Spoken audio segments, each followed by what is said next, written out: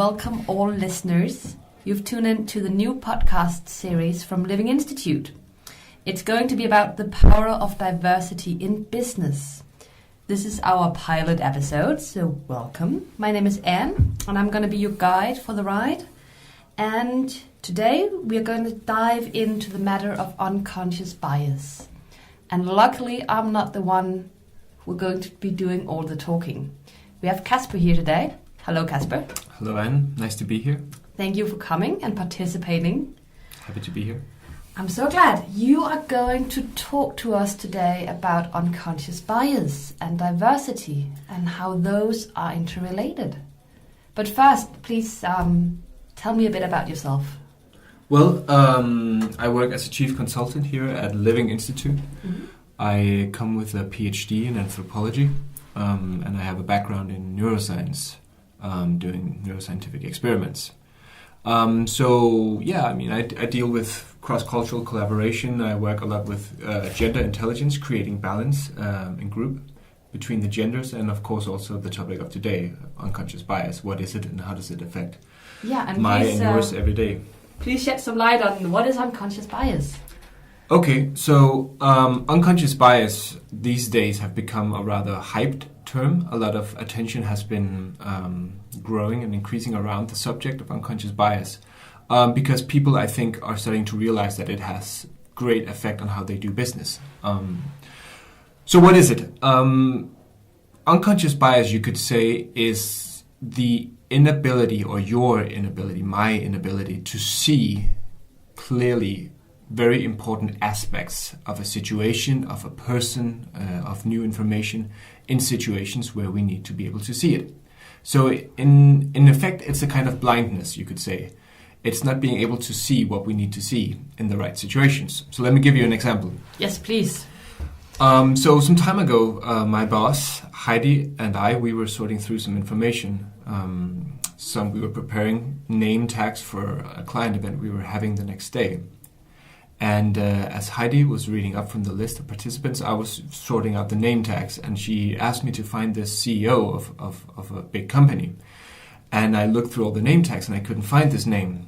And this was at the end of the day, after a busy and hectic day. I was somewhat tired, and so was Heidi, and I couldn't really see it. And I sort of started to stress out, because we didn't have enough time to print new name tags. And I thought, oh my God, we've forgotten to print this name out. What do we do? Have this person not been registered? What happened? Because this was an important client, so I was a bit stressed out. And she asked me, she mentioned the company name and asked me to look again, and I couldn't see it. And then after going back and forth 2 or 3 times with this, me being more and more stressed, of course, she looked at me and she says, Kasper, her name is Jytte. And I just immediately realized my mistake. She had asked me to look for the CEO, and I had, of course, look for a man's name, right? So there it was. I was looking through with the company name and all. I was looking through all the name tags. It just said a woman's name. It said in Danish, CEO, administrerende direktør.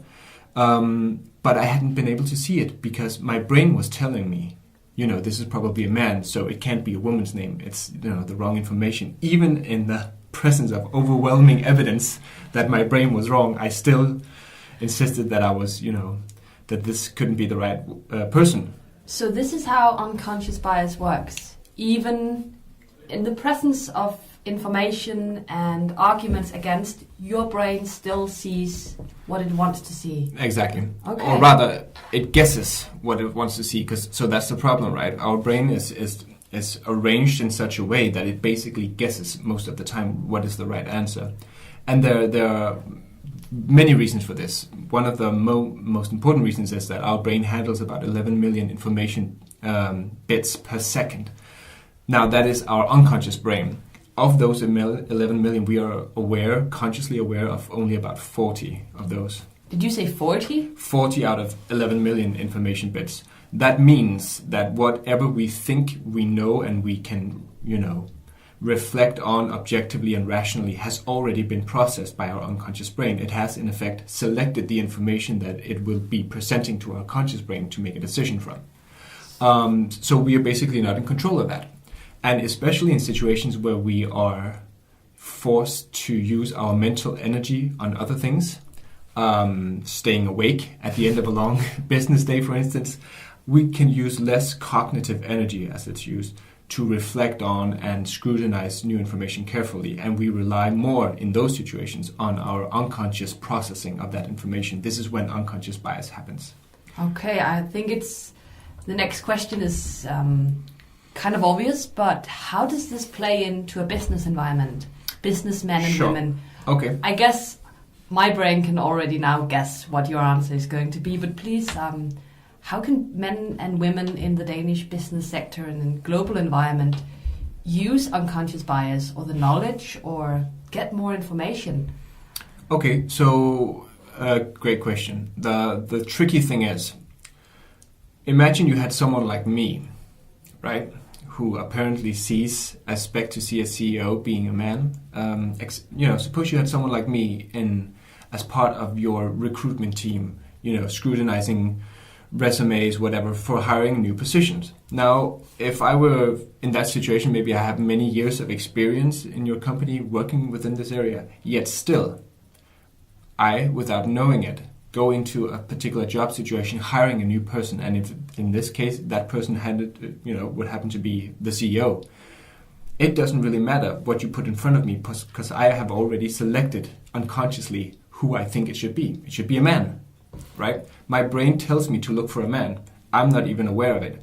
So imagine the catastrophic event of having someone like that in your company, right? Without being aware that you have this bias. And what I can hear you say is that we are all blind. We are all guessing. Sure. So the problem is, I'm not trying to commit suicide here.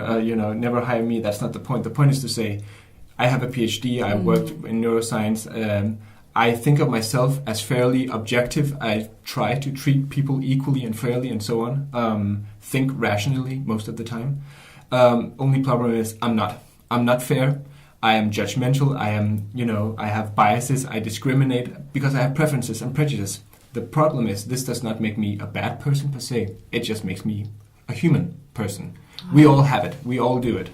So what can we do about it?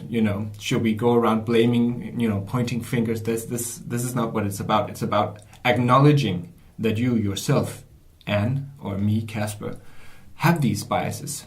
What kind of biases do you have? What are you unable to see in critical situations that can severely damage your company, your own reputation, your career, right? In this instance, I was sitting next to my boss, Heidi, who is in fact, female, and she is the CEO, yet still I could not see it. So you couldn't see it. Right? So there's no way we can sort of sneak around this, try to explain away that we don't have it, because we do. We have to acknowledge it. We have to acknowledge it. All right. Thank you, Kasper. This is going to be the final words. Thank you for participating. Sure. And stay tuned for our next episode, where Kasper will once again join us and dive deeper into a subject of uncovering, which is also related to diversity and unconscious bias. And we're going to have a surprise guest. So stay tuned for the next episode.